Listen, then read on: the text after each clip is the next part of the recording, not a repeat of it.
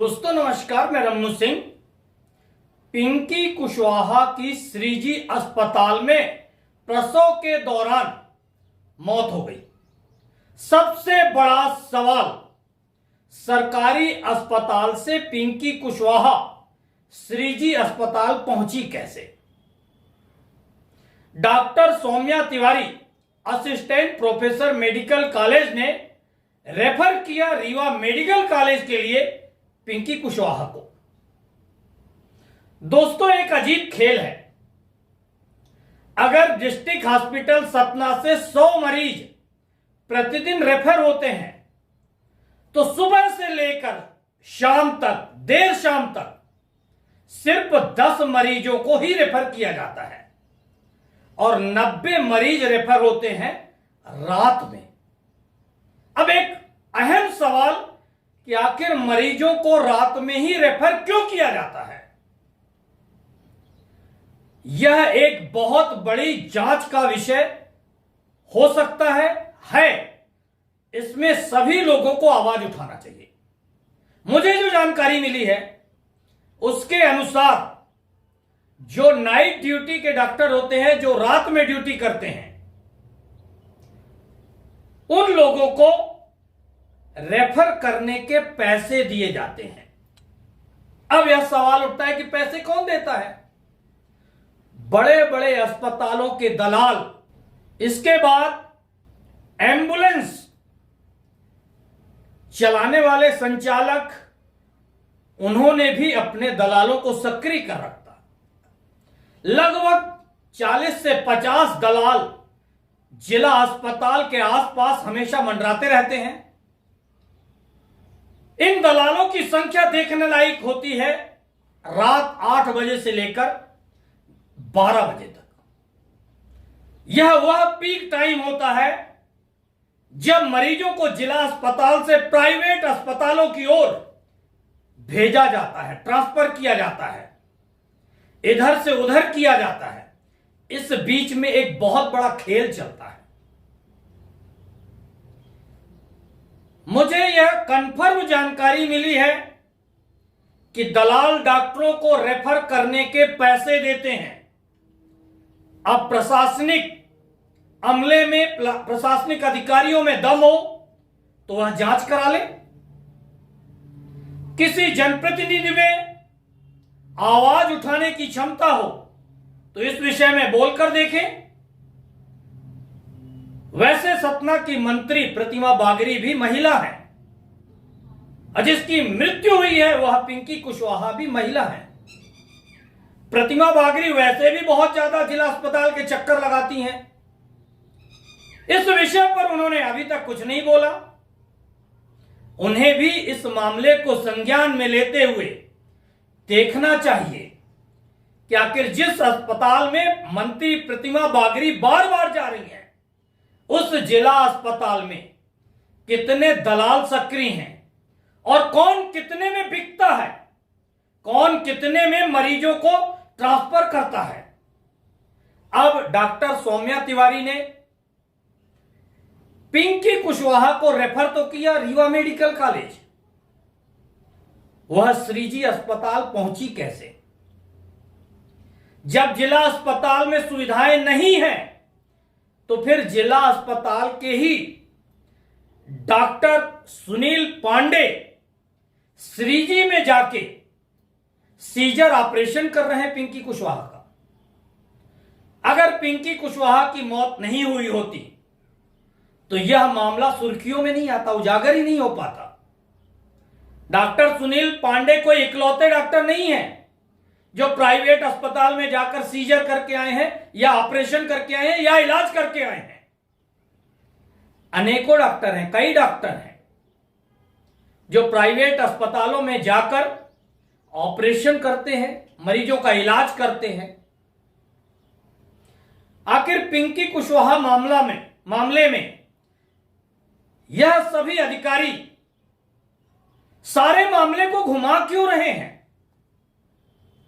सिर्फ 3 मुद्दों पर जांच होना चाहिए।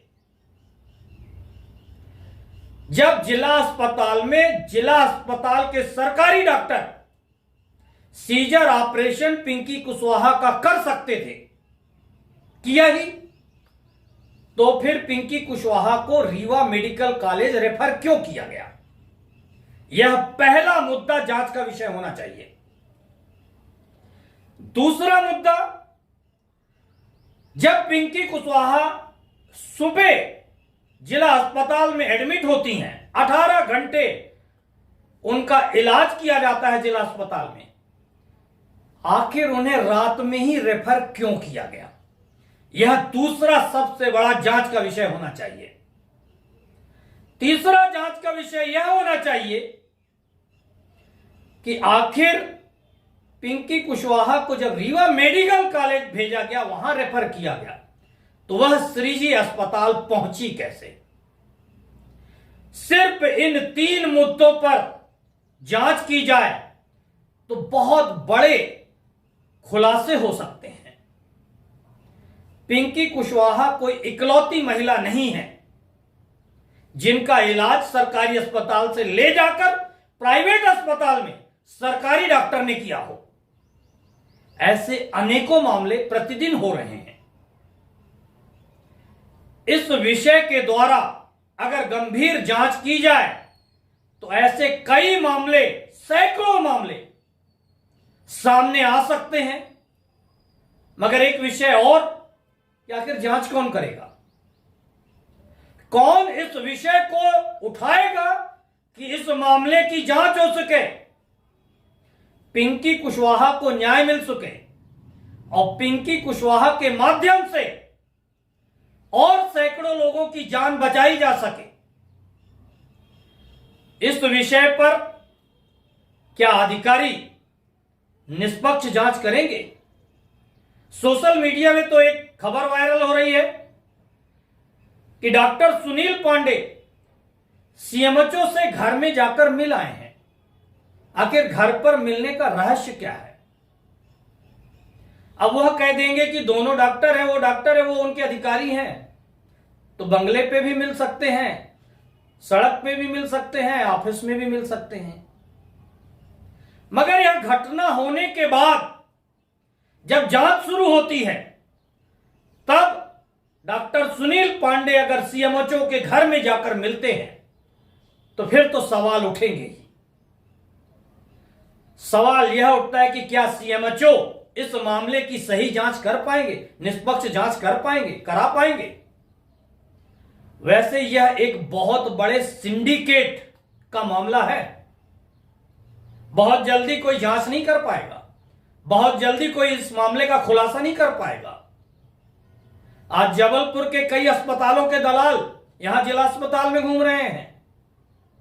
नागपुर के कई अस्पतालों के दलाल यहां जिला अस्पताल में घूम रहे हैं, जो सिर्फ यहां से मरीजों को ट्रांसफर चाहते हैं कि आप हमारे मरीज को ट्रांसफर करिए हमारे अस्पताल में और आप यह पैसा लीजिए। इतने बड़े सिंडिकेट के बाद क्या इस मामले से निष्पक्ष जांच की उम्मीद की जा सकती है? वैसे सभी लोग मिलकर आवाज उठाएं तो एक बड़े खुलासे की ओर हम लोग जा सकते हैं। सतना जिला अस्पताल मरीजों को इलाज की जगह एक उद्योग की तरह चल रहा है।